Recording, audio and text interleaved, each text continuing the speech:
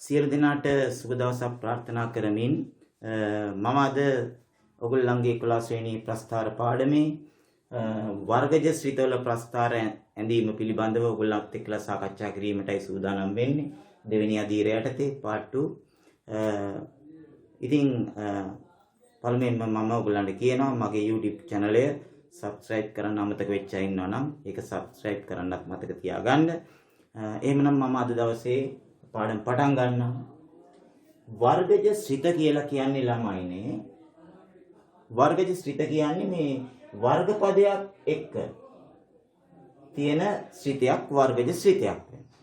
දැන් සරල රේඛාවේ y සමාන mx ධන c කියලා ඉගෙන ගත්තානේ mx xල පළවෙනි බලය. එතකොට මේ බලන්න දැන් මෙන්න මේ මෙතන අර ax වර්ගයේ ධන bx ධන c ආකාරයේ y සමාන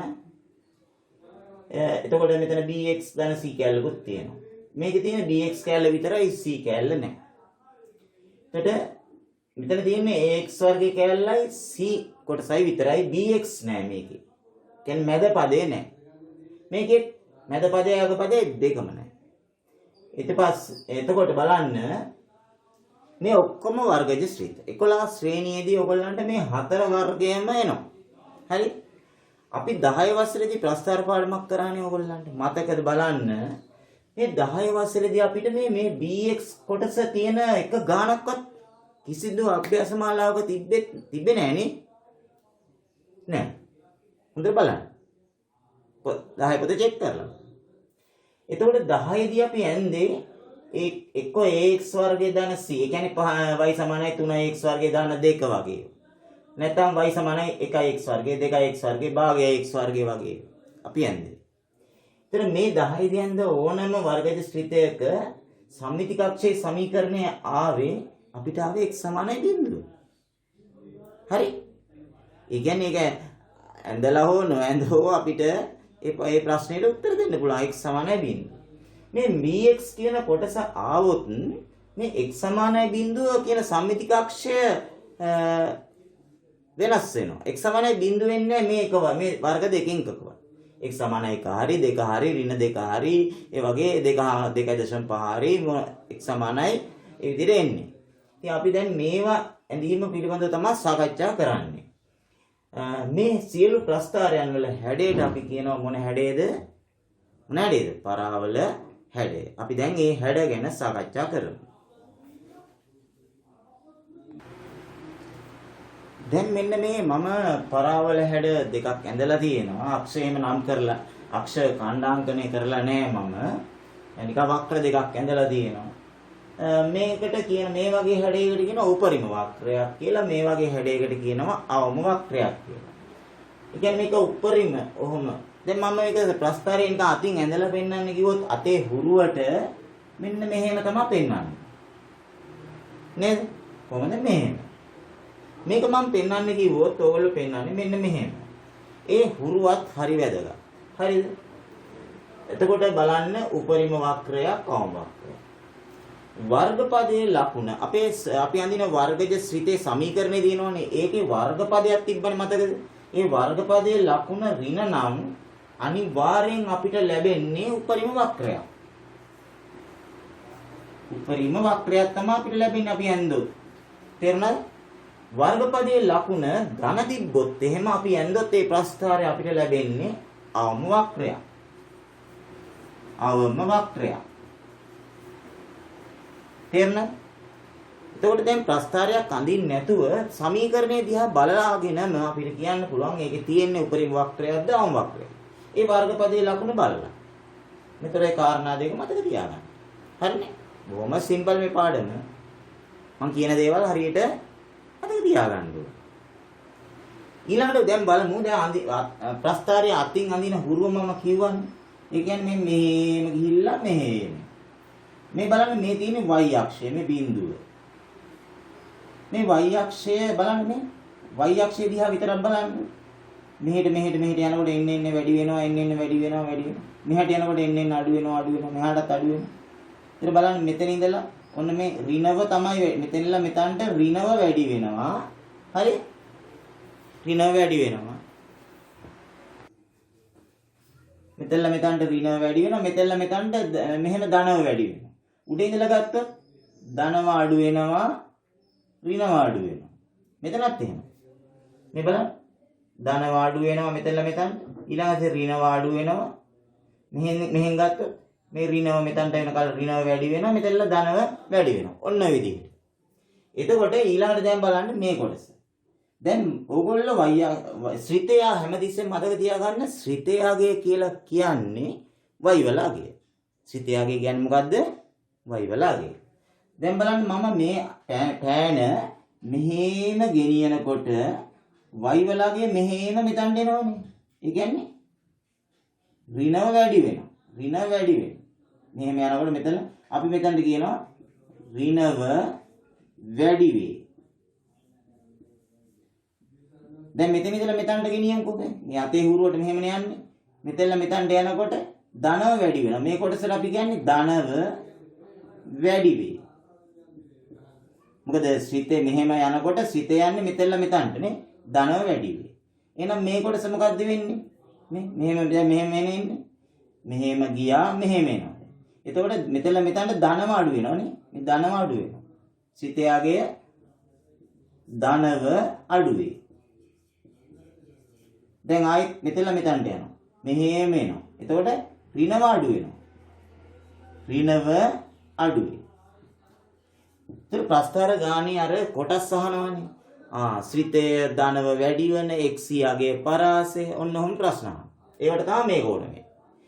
දැන් ශ්‍රිතයාගේ ධනවන කිව්වොත් ශ්‍රිතයාගේ ධනවන කියන්නේ උඩ කැල්ල විතරයි. ශ්‍රිතයාගේ ධන වෙන්නේ මෙතනින් උඩ සම්පූර්ණයෙන්. හරි? ශ්‍රිතයාගේ ඍණ වෙන්නේ මෙතනින් පල්ලෙහාට.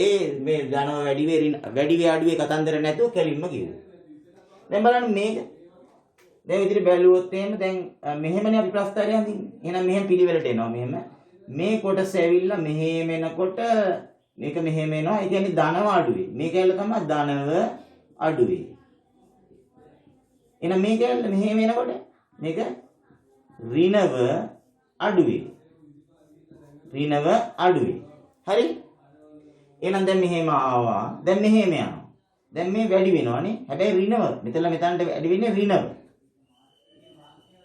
ඍණව වැඩි වේ. මෙතන මෙතනට ඍණව වැඩි වෙනවා. ඊළඟට දැන් මොකද වෙන්නේ? ධනව වැඩි වෙනවා. ධනව වැඩි වේ. ඒතර ශ්‍රිතේ අගය මතක තියාගන්න මේ මොකද්ද මේ ශ්‍රිතේ අගය. ශ්‍රිතයේ අගය ගැන තමයි අපි මේ කතා කරේ. ශ්‍රිතේ අගය ධනව වැඩි වේ, ශ්‍රිතේ අගය ඍණව වැඩි වේ. මෙතන ශ්‍රිතේ අගය ධනව අඩු වේ, ශ්‍රිතේ අගය ඍණව අඩු වේ. මේ හැමතැනම ශ්‍රිතේ අගය ගැන තමයි අපි කතා කරේ. ශ්‍රිතේ අගය කියන්නේ මොකද්ද? වයිවල අගය. ශ්‍රිතේ අගය කියන්නේ වයිවල අගය.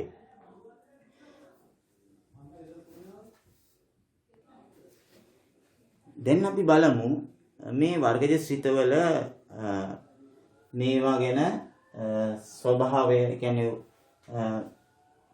ස්වභාවය ශ්‍රිතේ සමීකරණය දීලා තියෙනවා. ශ්‍රිතේ ස්වභාවය සාමිතිකාක්ෂයේ සමීකරණය උපරිමාවම අගය කීයද හැරුම් ලක්ෂයේ ඛණ්ඩාංකය කීයද මේවා වගේ වගුවක් පුරවන හැටි. දැන් ශ්‍රිතේ ස්වභාවය කියන්නේ මොකද්ද? මේක උපරිම වක්‍රයක්ද අවම වක්‍රයක්ද කියලා. මතකද දැන් මම චුට්ටකට ඉස්සෙල්ලා කිව්ව කාරණේ වර්ගපදයේ ලකුණු දිහා බලලා අපිට ඒක ස්වභාවය විස්තර කරන්න පුළුවන්. බලන්න වර්ගපද මේ ඔක්කොගෙම තියෙන වර්ගපද මේකේ වර්ගපදයේ ලකුණ දාන මේකේ වර්ගපදයේ ලකුණ ඍණ මේකෙත් ඍණ. මතකද වර්ගපදයේ ලකුණ ධන නම් මොන වක්‍රද මේවා? වර්ගපදයේ ලකුණ ධන නම් අවම වක්‍රනේ. සටහන බලන්න. මේකත් අවම වක්‍රයක්. මේකත් අවම වක්‍රයක්. මේකත් අවම වක්‍රයක්. මේකේ වර්ගපදයේ ලකුණ ඍණනේ. එහෙනම් මේක උපරිම වක්‍රයක් මේකත් උපරිම වක්‍රයක්. මේක ඇවිල්ලා උපරිම වක්‍රයක් මේකත් උපරිම වක්‍රයක්. හරි. ඔන්න ස්වභාවය තීරණය කරා. දැන් බලන්න සම්මිතික අක්ෂයේ සමීකරණය. මම කිව්වා මතකද අර ax වර්ගයේ දාන bx දාන c මැද පදේ bx x අඩංගු පදයක් නෑ නේද මේකෙත් නෑ bx කැලලක් මේකෙත් නෑ මේකේ තියෙන වර්ගපදයයි අර අන්තිම එකයි මැද එක නෑනේ මේකේ තියෙන වර්ගපදයයි අන්තිම එකයි අර මැද bx කැලල නෑ bx කැලල මේකෙත් නෑ එහෙමනම් මේ ඔක්කොගෙම අපි 10 වසරේදී ඇඳා වගේ ප්‍රස්ථාර ටිකක සමීකරණ තමයි මේ තියෙන්නේ මේ හැම එකේම සම්මිති කක්ෂයේ සමීකරණේ කීයක් එනවද මේ හැම එකේම සම්මිති කක්ෂයේ සමීකරණේ සමානයි බිඳුව බලන්න සම්මිති කක්ෂයේ සමීකරණේ මේ ඔක්කොම නිරීක්ෂණය කරලා අර x වර්ගයේ දාන bx දාන c bx කැලල මේකකවත් නැති හින්දා අපිට පුළුවන් සම්මිති කක්ෂයේ සමීකරණ x සමානයි බිඳුව කියලා තීරණය කරගන්න. ඊළඟට දැන් මේවා අවම වක්‍රයන් නම් තියෙන්නේ අවමාගයනේ. අවම වක්‍රයන් නම් තියෙන අවමාගය. ඒතර අවම අගය තියෙන්නේ කොතනද? මේ සමීකරණය දිහා බලලා අවමාගය කියන්න පුළුවන් මේ වගේ එක. උපරිමාගය මේ දෙකේ කියන්න පුළුවන්. බලන්න දැන් මෙතන අර නියත පදයට තියෙන බිඳුව නේද? දැන් මේක නම් නියත පදයට 3නේ. එහෙනම් උපරිමාගය 3යි කියලා ගන්න පුළුවන්. 3යි. උපරිමාගය. උපරිම අගය 3යි. මේකේ උපරිමාගය කීයද? මේ වගේ සමීකරණයක උපරිමාගය තියෙන්නේ මෙතන. මේකේ උපරිමාගය මේක ඇන්දොත් එන්නේ උපරිමාගය ඍණ 7. මේ තුනේම තියෙන්නේ අවමාගයන්. අවමාගය. මේකේ තියෙන්නේ අවම අගය. මේකේ තියෙන්නේ අවම අගය. හේතුව මේ තුනම අවම වක්‍ර. ඉතින් මෙතන අර තියෙන්නේ ධන බිඳුව. ධන බිඳුව. මේකේ තියෙන්නේ ධන බිඳුව. මේකේ අවමාගය කීයද එතකොට? 3යි නේ. මේකේ නම් අවමාගය 3යි. මේකේ බිඳුවයි මේකේ බිඳුවයි. මෙතන බිඳුව මෙතන බිඳුව මෙතන තියෙන්නේ 3. අවමාගය 3යි. එහෙමනම් සාමාන්‍යයෙන් ප්‍රස්ථාරයක් බලන්න සාමාන්‍යයෙන් ප්‍රස්ථාරයක් මෙහෙම හෝ මේ සමමිති කක්ෂය කියන්නේ මේ වගේ එකකටනේ. මේ සමමිති කක්ෂයේ තියෙන්නේ උපරිම හෝ අවම. දැන් බලන්න මෙහෙම ඇන්දොත් මේකනේ සම්මිති කක්ෂය. අනිවාර්යෙන් සම්මිති කක්ෂයේ තියෙන්නේ එක්කෝ උපරිමාගය තියෙන තැන එහෙම නැත්නම් අවමගය තියෙන තැන. එතකොට x සම්මිති කක්ෂයේ තියෙන හැම එකෙම x සමානයි බිඳුවනේ. එහෙනම් එන්නේ මේක එන්නේ බිඳුවකමා බිඳුව. බිඳුවකමා බිඳුව. සම්මිති කක්ෂයේ මතනේ තියෙන්නේ. අද අවමගය බිඳුව නම් බිඳුවේ බිඳුව. මේක එන්නේ බිඳුවකමා බිඳුව. ඛණ්ඩාංකයක් වරහන් ඇතුලේ ලියන්න ඕනේ. මේකෙත් එන්නේ මේකේ ඉන්නේ බිඳුවේ 3. මේක අපි ඇන්දොත් අපිට ඒ අවම ලක්ෂයේ ඛණ්ඩාංකය වෙන්නේ බිඳුවේ 3. මේකේ උපරිම ලක්ෂයේ ඛණ්ඩාංකය වෙන්නේ බිඳුවේ 3. මේකේ උපරිම ලක්ෂයේ ඛණ්ඩාංකය වෙන්නේ බිඳුවේ ඍණ 4.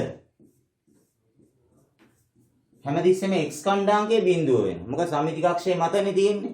x ඛණ්ඩාංකයේ බිඳුව වෙනවා. y ඛණ්ඩාංකය තමයි මේ උපරිම අවමාගයට තියෙන්නේ. ඒතර මේ වගේ වගුවක් ඔය විදිහට ඉතාමත්ම පහසුවෙන් අපිට පුරව ගන්න පුළුවන් මේකින් අවබෝධයක් ගන්න.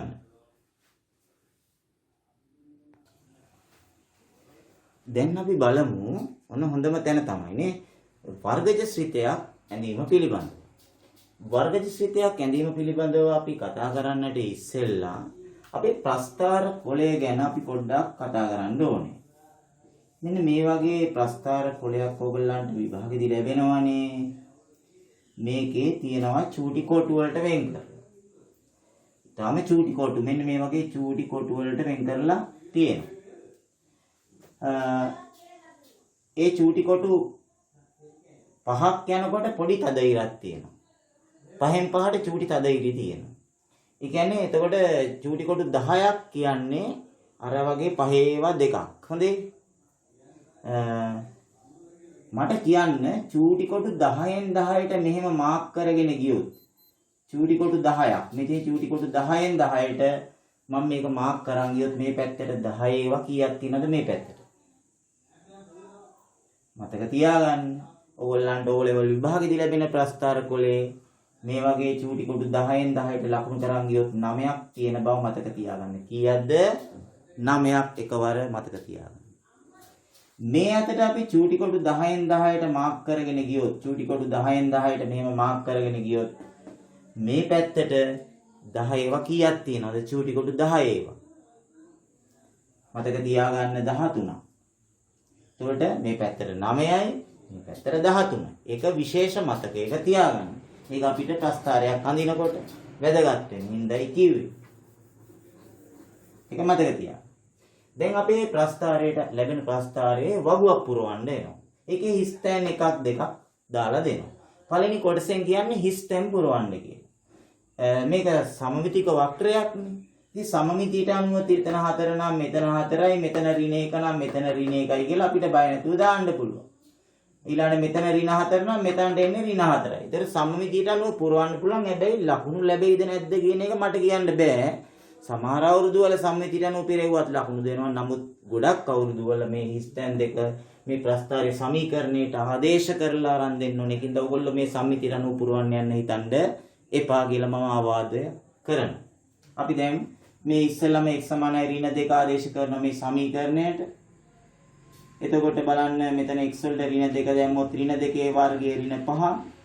ඍණ 2 වර්ග කරාම බලන්න ඍණයි ඍණයි ගුණනාම ධනනේ. එතකොට එතනට ඉන්නේ ධන 4 ඍණ 5 කියන්නේ ඍණ 1යි. එතකොට මේ හිස්තැන අපිට පුරවන්න පුළුවන් ඍණ 1යි කියලා. මෙතනට දානවා 1. 1 වර්ගයේ ඍණ 5. ඒ කියන්නේ 1 ඍණ 5. පහෙන් එකක් අඩු කරාම 4යි ලොක්කගේ ලකුණ ඍණ. උත්තරය ඍණ 4යි කියලා අපිට මේ හිස්තැන පුරවන්න පුළුවන් නේ. ඊට පස්සේ අපි දැන් හිස්තැන් දෙක පිරෙව්වට පස්සේ මේ ප්‍රස්ථාරය දැන් මේක අඳින්න ඕනේ. එතකොට මේ ගානේ දෙවෙනි කොටසට දීලා තියෙන්නේ සුදුසු පරිමාණයක් තෝරගෙන මේ ශ්‍රිතය ප්‍රස්ථාර කොලේ අඳින්න කියලා. සුදුසු පරිමාණය. ඒගොල්ලෝ පරිමාණය කියන්නේ නැහැ ගොඩක් වෙලාවට. මොකද්ද සුදුසු පරිමාණය? බලන්න x කණ්ඩාංග දිහා බලලා ඍණ 3 ඉඳලා ධන 3ට. එතකොට ඍණ 3 පැත්තට යුනිට් 10 යුනිට් 3යි, මේ පැත්තට 10 යුනිට් 3යි, 6යි, බිඳුවට එකක් ගත්තොත් 7යි.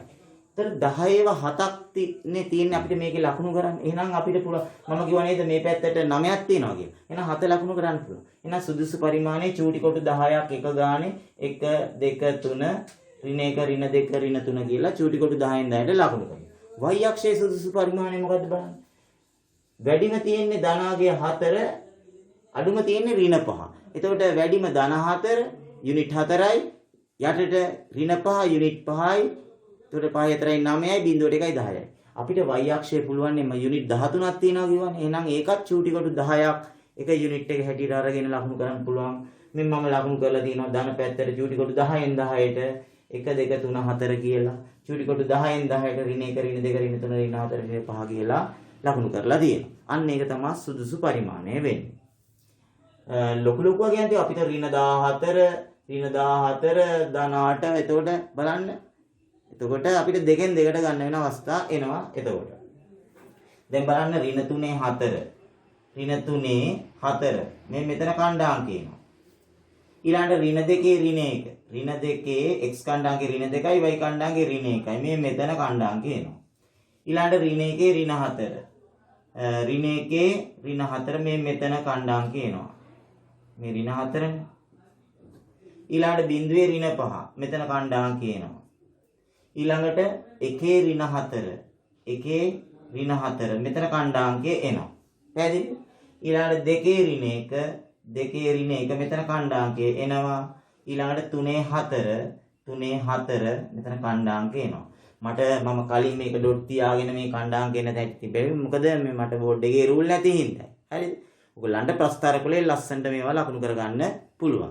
දැන් අපිට තියෙන මේ වක්‍රය මේ බලන්න. මෙහෙම සුමටව මේක යා කරගන්න තියෙන්නේ දැන්. මෙන්න මම සුමටව යා කරගත්තා. මේ විදිහට හරියට සුමටව මෙහෙම යා කරන්න ඕනේ. මෙතන උලක් හිටින් නැති වෙන්න වක්‍ර කරලා ගන්න ඕනේ. අනිත් මේ ප්‍රස්ථාර කොලේ මේ අතර තියන් බැලුවාම වංගු තියෙන්න බෑ. හරි කෙලින් ওই විදිහට තියෙන්න ඕනේ. මේ අඩි කෝදු තියලා යා කරන්න බෑ. අතින් මදින්න ඕනේ. පරිස්සමෙන් අඳගන්න. මේකට හම් වෙන්නේ ලකුණු 3ක්. අක්ෂ හරියට නම් කරොත් 1 ලකුණයි. ඛණ්ඩාංක හරියට ලකුණු කරොත් 1 ලකුණයි.